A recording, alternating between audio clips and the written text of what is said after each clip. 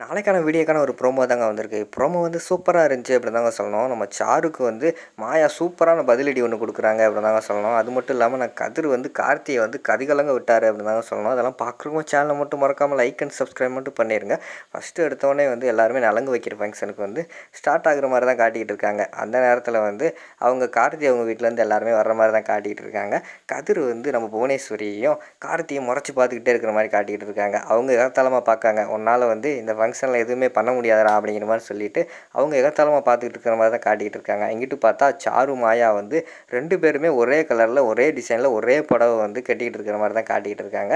அதுக்கடுத்து வந்து எல்லாருமே மெயினான இடத்துக்கு வந்துடுறாங்க. வந்த உடனே நம்ம சிவராம் தான் கேட்காரு, என்ன சாரு நீ என்ன இந்த சேலை கட்டியிருக்க, அது எப்படி வந்து மாயா கட்டின சேலையை நீயும் கட்டுவ அப்படிங்கிற மாதிரி சொல்லிட்டு இருக்காங்க.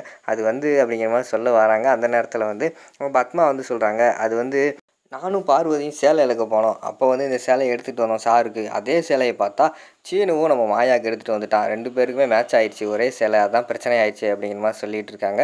அது எப்படி மாயாவுக்கு ஃபங்க்ஷன் வைக்கும்போது அவன் மாதிரியே சேலை கட்டினு அதெல்லாம் சரியாக வராது, சேலையை மாற்றுறது தான் கரெக்டாக வரும் அப்படிங்கிற மாதிரி வந்து சிவராம் சொல்கிற மாதிரி தான் காட்டிக்கிட்டு இருக்காங்க. உடனே மாயா வந்து பதிலடி கொடுக்குறாங்க, நீங்கள் ஒன்றும் கவலைப்படாதீங்க, இதில் என்ன இருக்குது, அதாவது என்னை மாதிரியே சேலை கட்டுறதுனால சீனுக்கு ஒன்றும் ஒய்ஃப் ஆகி விட முடியாது, அதை மட்டும் ஞாபகத்தில் வச்சுக்கோங்க. எப்பயுமே வந்து சீனுக்கு ஒய்ஃப் நான் தான், சீனு என்னை தான் கல்யாணம் பண்ணிக்க போகிறான் அப்படிங்கிற மாதிரி சொல்லிட்டு இருக்கிற மாதிரி காட்டுறாங்க. அந்த பக்கம் பார்த்தா நம்ம சாரு வந்து முறைச்சி பார்த்துக்கிட்டே இருக்காங்க. அப்படியா, நலங்கு ஃபங்க்ஷன் மட்டும்தான் சீனுக்கும் உனக்கும் நடக்க போகுது, ஆனால் கல்யாணம் வந்து எனக்கும் சீனுக்கும் தான் நடக்க போகுது, நீ ஒன்றும் கவலையப்படாத, கல்யாணத்தில் மணப்பொண்ணாக இருக்க போகிறது நான் தான் அப்படிங்கிற மாதிரி சொல்லிட்டு அந்த இடத்துல வந்து சாரு யோசிச்சுக்கிட்டு இருக்கிற மாதிரி தான் காட்டுறாங்க. அடுத்த சீனில் பார்த்துக்கிட்டோம்னா நலங்கு வைக்கிற ஃபங்க்ஷன்லாம் மாதம் நடந்துக்கிட்டு இருக்கிற மாதிரி தான் காட்டிக்கிட்டு இருக்காங்க. அங்கிட்டு பார்த்தா ஒரு பக்கம் வந்து நம்ம மாயா உட்காந்துருக்காங்க, இந்த பக்கம் பார்த்தா நம்ம தனம் உட்காந்துருக்காங்க. பக்கத்தில் வந்து அங்கிட்டு கார்த்திக் நிற்காரு, இங்கிட்டு வந்து சீனு நிற்காது சேரில். நலங்கு வைக்கிற ஃபங்க்ஷன்லாம் சூப்பராக எல்லாருமே நலங்கு வச்சு முடிச்சிட்டாங்க. அடுத்து வந்து நம்ம கார்த்தியும் கதிரும் பேசிக்கிட்டு இருக்கிற மாதிரி தான் காட்டிக்கிட்டு இருக்காங்க. கதிர் வந்து குழப்பத்திலே இருக்கார்.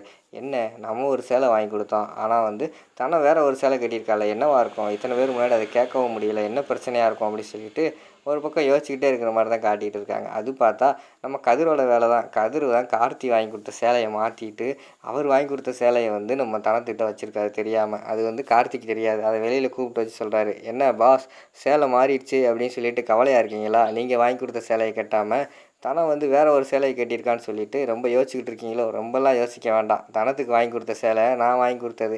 ஏன்னா நீங்கள் உங்களால் உங்களோட சேலையை கூட அவர்கிட்ட நெருங்க விடாமல் நான் பார்த்துக்கிடுவேன். உன்னோட நிழல் கூட வந்து தனத்தை நெருங்க முடியாது, பார்த்துக்கோ. இந்த கல்யாணமும் நடக்காது, இந்த கல்யாணத்தை வந்து தடுத்து நிறுத்துவேன், உன்னோட முகத்திரையை வந்து எல்லோரும் முன்னாடி வந்து கிழிக்க போகிறேன் அப்படிங்கிற மாதிரி சொல்லிகிட்டு இருக்கிற மாதிரி காட்டுறாங்க.